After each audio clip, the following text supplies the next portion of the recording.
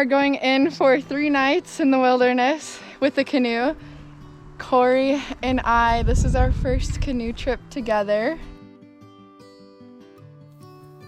Canoe camping in the wilderness has meant a ton to me since I was a little child. Growing up and going on canoe trips is something that I fondly remember from being young. Now, as an adult, I still spend a lot of time in the wilderness and going on these trips. What I love about canoe camping trips and backpacking trips in the wilderness is partially the amount of work it is. I never think about how excited I am to have to do all of the carrying and moving and paddling, but some of the greatest and most rewarding parts of life take work. And in turn, you get this sense of satisfaction, this sense of, I can do it, I'm capable, I'm confident, and we can pretty much figure out anything. I love being out here with my family, with my friends, and spending time in a beautiful location. There's nothing like a view full of different kinds of evergreen trees and water and different grasses and rocks. And walking through it all to get from lake to lake.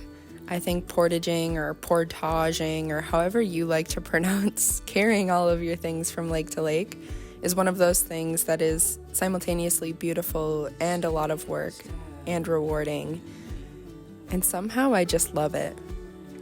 I also enjoy the unknown aspects of camping in the wilderness.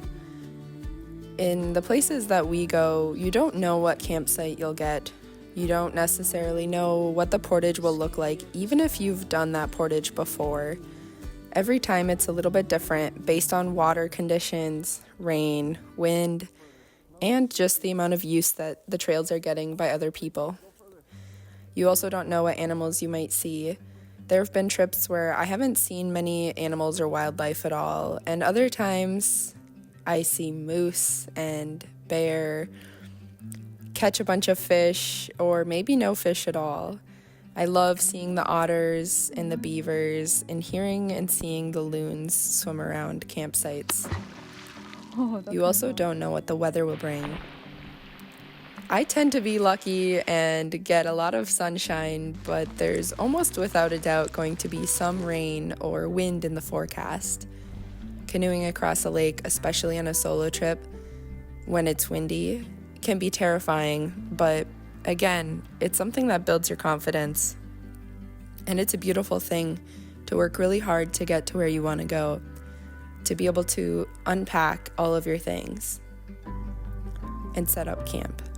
That brings me to another thing that I really enjoy about backpacking and wilderness camping and canoe camping. There's a rhythm to it all. We have a rhythm of camping. We arrive at a portage or a campsite and we have to unpack all of our things from the canoe, carry it across, repack it into the canoe, go to the next portage, unpack from the canoe, carry our things across the portage, and then back into the canoe. When arriving at a campsite, there is always this rhythm of checking out the campsite, looking at what it looks like, deciding we want to be there, setting up a tent, unpacking things, hanging out, cooking, and then repacking things and leaving. Honestly, most of the time the very next day. There's a rhythm to this, just as there is a rhythm in nature.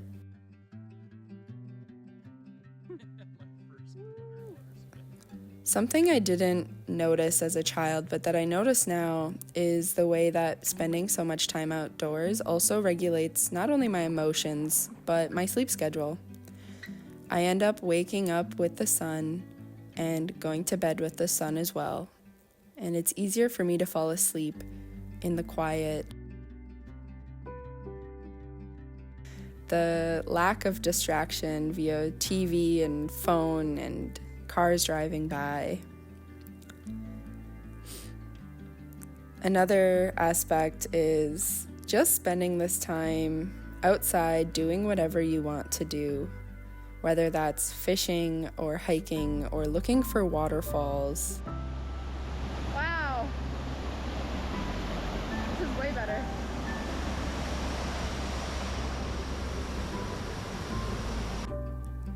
It's really a lot of fun just to not have a to-do list and to be able to spend this time however seems fit based on the weather and how much energy you have. We're gonna go out and see what we can catch. We've got our fishing poles, a couple of paddles, and a map.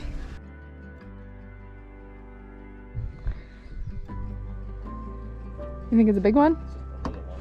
Oh, maybe not.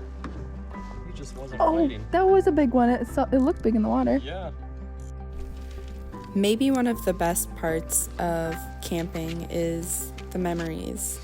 The amount of memories that I have tucked away in my brain that pop up every once in a while is insane. My favorite ones are probably the ones where something went a little wrong, but not too wrong.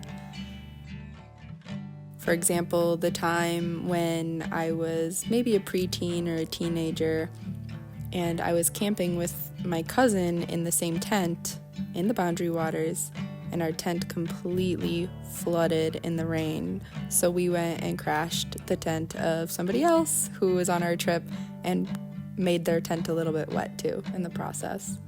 I ended up sleeping in a garbage bag that night to keep warm because my sleeping bag was completely soaked. Another good memory is the time Corey and I ended up going up a creek instead of finding a portage. And that was honestly a lot of work, and I mean a lot of work. We mention this trip to each other often. We're proud that we got along the entire time, even though it was really hard and a little bit scary, and we didn't exactly know where we were at until we made it to the other side.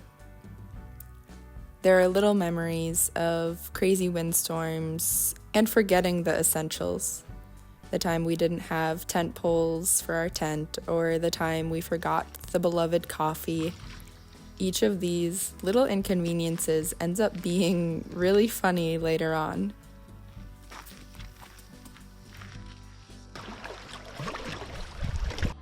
It always looks so much prettier in person. We have a few canoe camping trips and backpacking trips lined up for the next few months. I am excited to share that with you as well. We will be doing a few vlog-style videos and maybe some informational or story-type videos from our experiences. We would love to see you back here if you are also one of us who are just in awe of the outdoors, and we hope to hear from you in the comments. Off the shore. I just caught a fish. For now, we will see you later.